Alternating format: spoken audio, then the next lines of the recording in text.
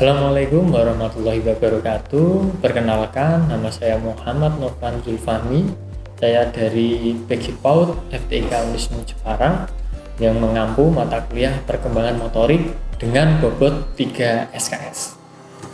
Deskripsi mata kuliah perkembangan motorik adalah mata kuliah ini mempelajari tentang konsep perkembangan motorik anak usia dini, merancang media untuk pengembangan motorik anak usia dini, serta penerapan metode pengembangan keterampilan motorik yang didasarkan pada karakteristik anak usia dini.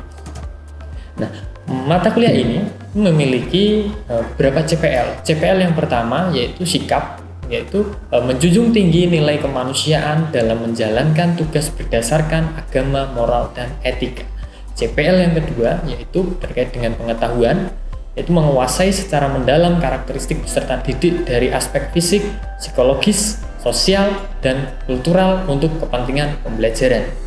Untuk CPL yang ketiga, terkait dengan keterampilan umum, menerapkan pemikiran logis, kritis, sistematis, dan inovatif dalam konteks pengembangan atau implementasi ilmu pengetahuan dan atau teknologi yang sesuai dengan bidang keahliannya.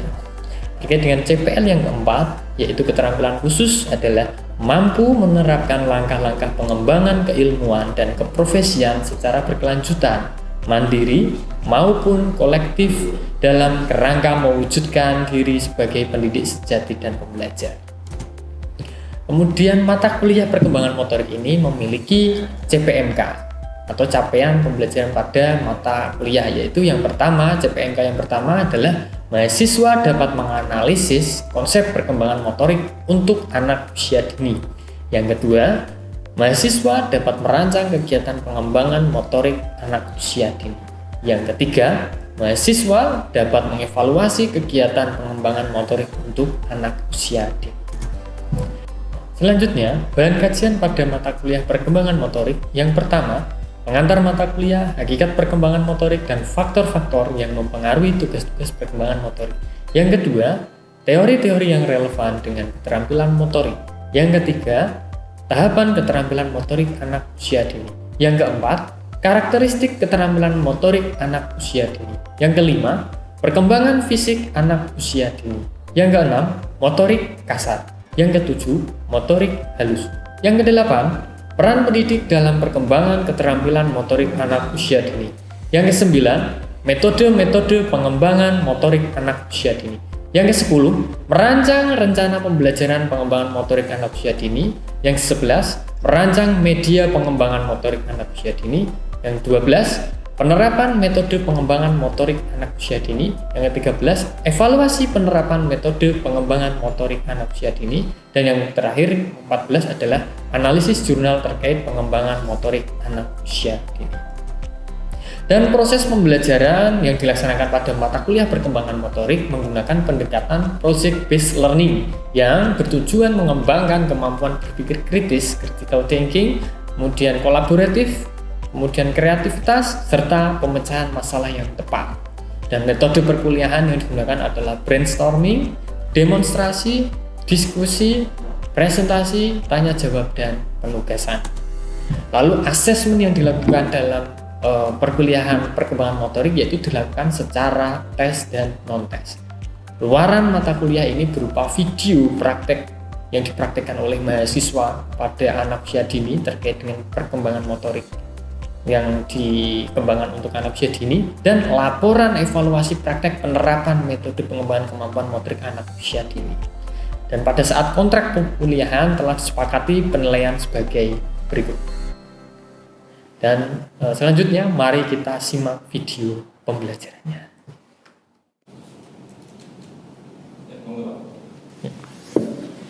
Assalamualaikum warahmatullahi wabarakatuh.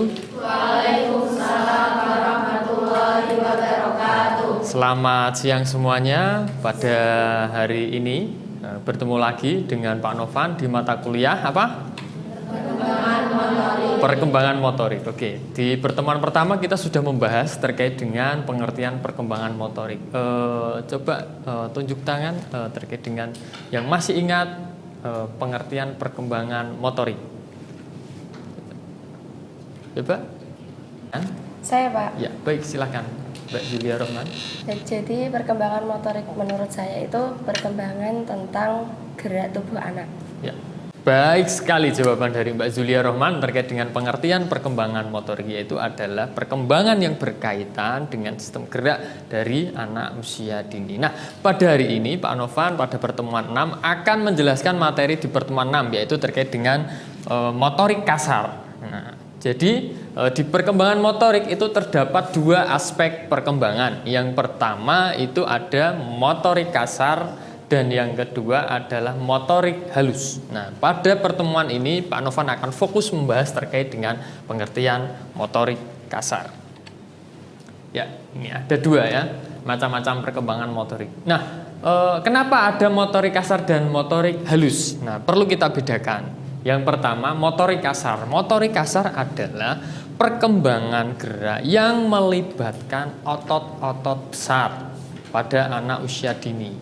Dan pada ciri khasnya motorik kasar itu adalah menggunakan tenaga yang lebih ekstra, lebih besar. Nah, itu. Contohnya apa yang menggunakan tenaga lebih besar? Berlari, ya. Kita melempar.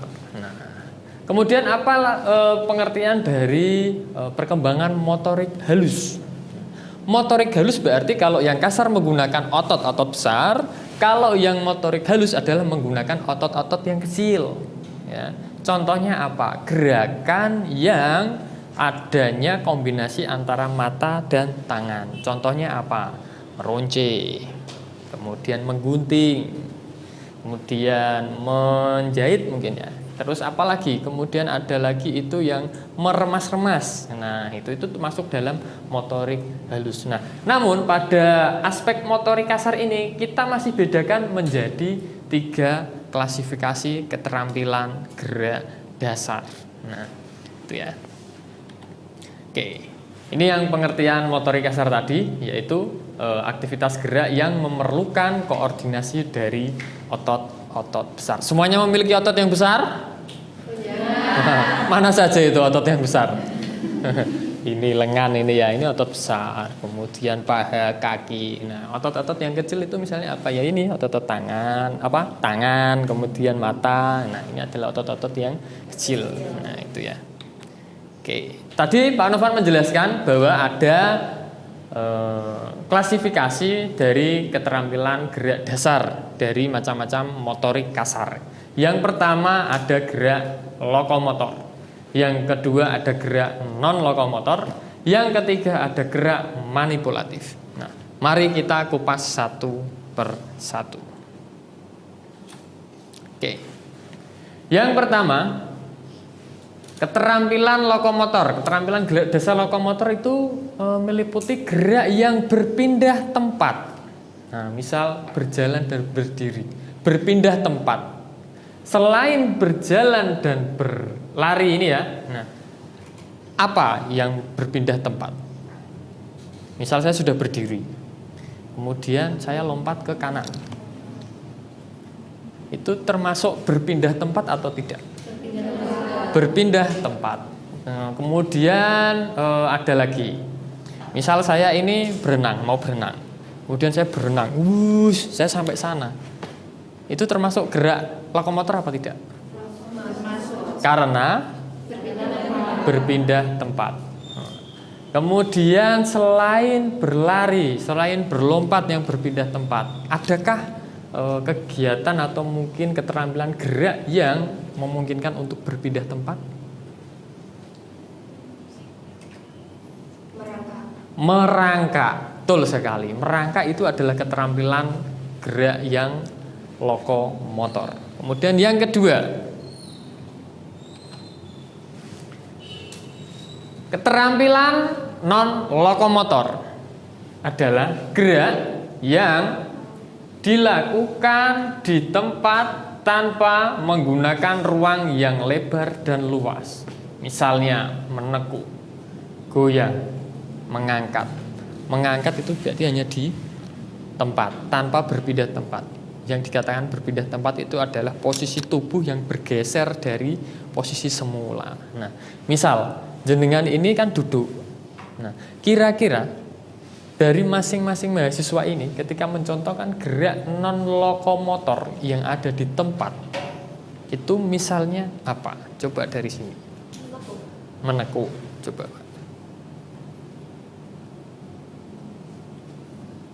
Misal gelengkan kepala. Nah, itu kan sama. Ini juga mengangguk-anggukan kepala. Nah, tanpa berpindah tempat. Nah, itu coba misal goyang itu ya, goyang yang hanya di tempat ini. Goyang, goyang, nah gitu ya. Nah, bukan yang goyang-goyang sampai guling-guling-guling gitu ya. Nah, itu karena termasuk yang lokomotor. Oke.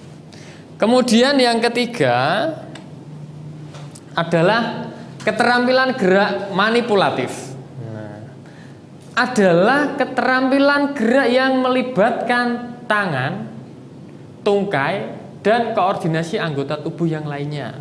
Nah, pertanyaan yang pertama, melempar. Kita melempar, seret. Misal ya, kita mau memasukkan bola basket nih. Nah, kalau kita merem kira-kira bisa masuk ring nggak? Tidak, ya. Karena kita membutuhkan koordinasi. Jadi inti dari keterampilan manipulatif adalah adanya koordinasi antar anggota tubuh. Jadi kalau main basket, ya, berarti kan mata melihat ring, tangannya ini berarti membuat posisi yang pas untuk membuat shoot. Nah, itu. Kemudian menangkap. Nah, misal dengan menangkap bola, main bola sama temennya, lempar tangkap. Apakah jenengan ketika menutup mata bisa menangkap bola itu? Tidak. Itu berarti belum termasuk dari keterampilan manipulatif ya, karena belum adanya koordinasi. Nah, berarti kalau menangkap itu koordinasi apa? Mata dan tangan. Nah, kemudian ada menendang. Nah, menendang berarti koordinasi antara mata dan kaki. Oke. Kemudian ada contoh lagi mungkin yang terkait dengan kalau tadi yang Pak Novan contohkan, misal Pak Novan itu berenang. Bisakah berenang hanya tangannya saja tanpa kakinya?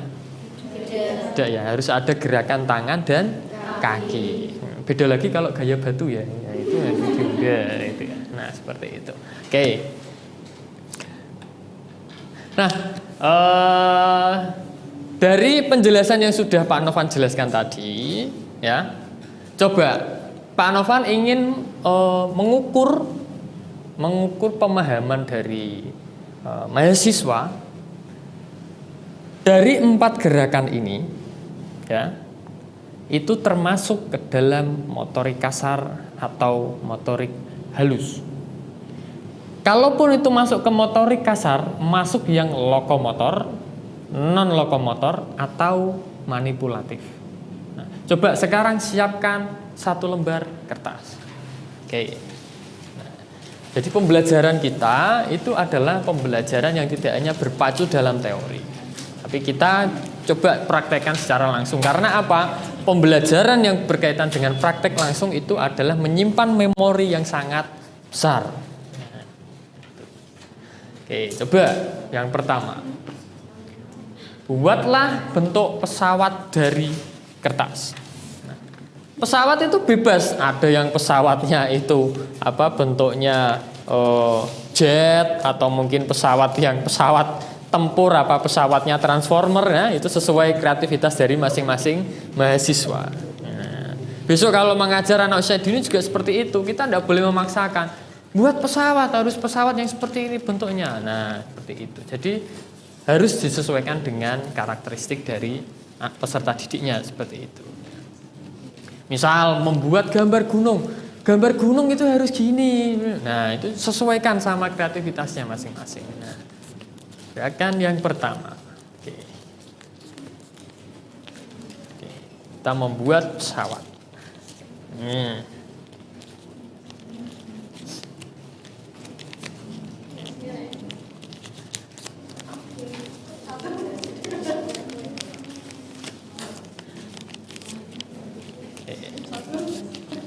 Coba saya lihat dulu. Pesawatnya sudah jadi, kalau sudah diangkat tangannya. Nah, pasti kita punya bentuk yang berbeda-beda. Nah, itu ya. Itu karena apa? Anak usia dini memiliki kreativitas yang unik, memiliki karakteristik yang berbeda-beda. Nah, seperti itu. Oke, sudah jadi semua ya? Tadi kan sudah Pak Novan jelaskan. Ada motorik kasar dan motorik halus beserta contoh-contohnya. Ketika anak usia dini itu melipat kertas, membuat origami, membuat karya seni, dan membuat pesawat, termasuk motorik kasar atau motorik halus. Siapa yang menjawab motorik kasar? Oke. Siapa yang menjawab motorik halus? Oke, baik sekali. Nah, lihat, beri tepuk tangan dulu. Berarti itu sudah menandakan, sudah paham kalau itu adalah motorik halus.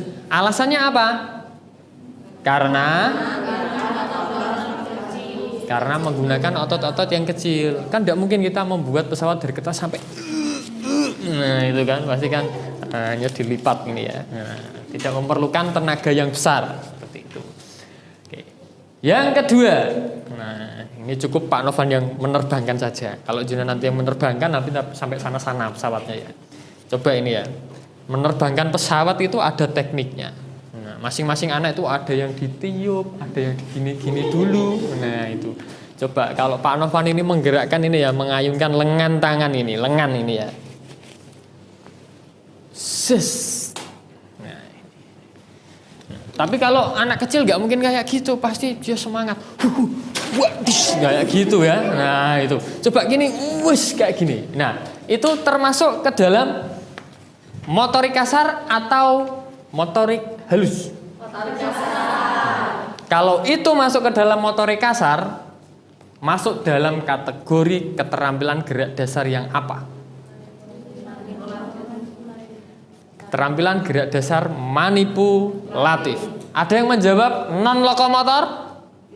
Tidak ada. Ada yang menjawab lokomotor? Tidak. Nah, karena adanya koordinasi mata dan tangan. Nah, seperti itu. Oke. Beri tepuk tangan. Yang ketiga. Nah, jadi pesawat ini saya mau meremas-remasnya. Coba. Diremas-remas menjadi bentuk bola. Apakah bisa menjadi bentuk bola? Nah, apakah teman-teman bisa menjadi bentuk bola? Bola itu bentuknya apa? Bulat. Ya, nah. Ketika sudah diremas-remas menjadi bentuk bulat, ya. Nah, ini ya. Ketika kegiatan meremas ini termasuk keterampilan gerak motorik kasar atau motorik halus. Motorik halus. Alasannya apa? Nah, karena menggunakan otot-otot kecil, yaitu adalah di jari-jari tangan. Jadi khususnya yang terkait dengan membuat karya seni, membuat keterampilan jenis kriya itu adalah keterampilan motorik halus. Nah, kemudian pertanyaan yang keempat. Lempar dan tangkap bola dengan teman satu kelompok. Coba ini Pak Novan contohkan dulu.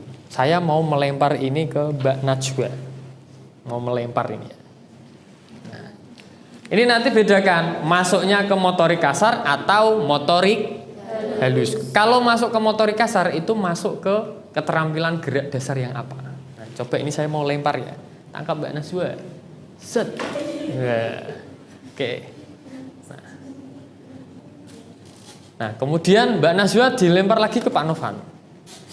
Set.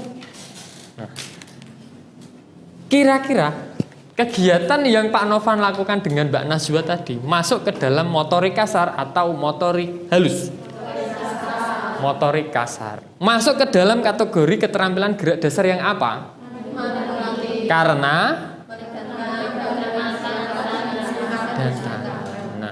bisa enggak misal saya ini dilempar Mbak Najwa, saya merem. Lempar Mbak. Kan enggak bisa nangkap. Nah, berarti tidak ada koordinasi mata dan tangan. Nah, kalau Pak Novan bisa nangkap ini berarti kan ada koordinasi mata dan tangan. Seperti itu. Ya.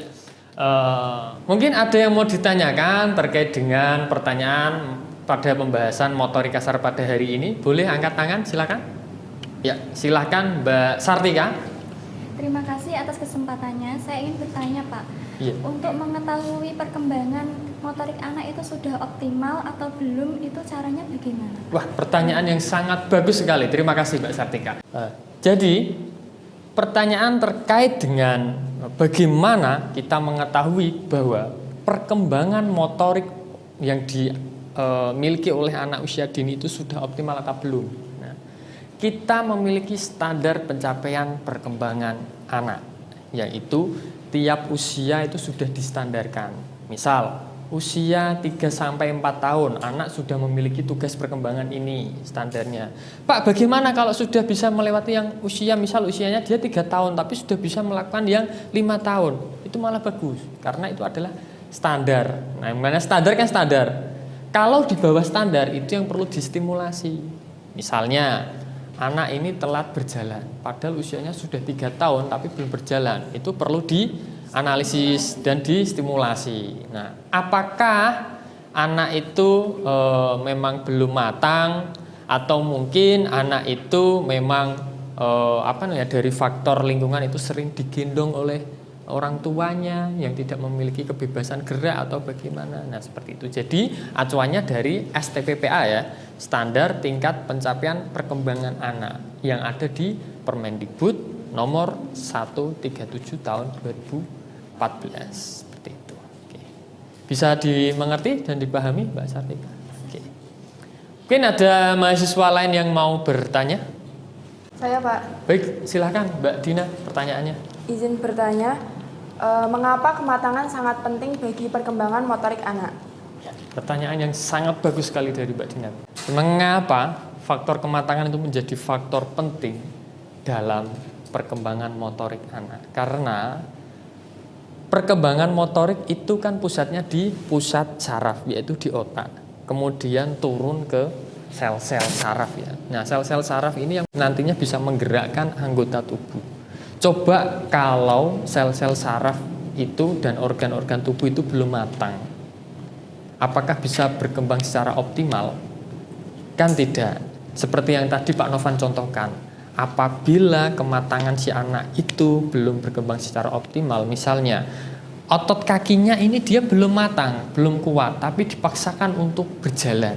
Contohnya banyak anak kecil, anak usia dini, balita ya, khususnya yang usia 6 bulan itu, apalagi ya ibu-ibu ya, melihat itu anaknya si ibu ini sudah bisa jalan, anak saya belum. Nah, tak belikan ini namanya semacam apa itu ya, baby stroller atau apa itu ya, yang bisa untuk baby walker, nah itu ya. Nah, ketika ototnya ini belum kuat, tulangnya belum kuat, itu sangat berisiko untuk membentuk kakinya itu menjadi bentuk O yang gini loh.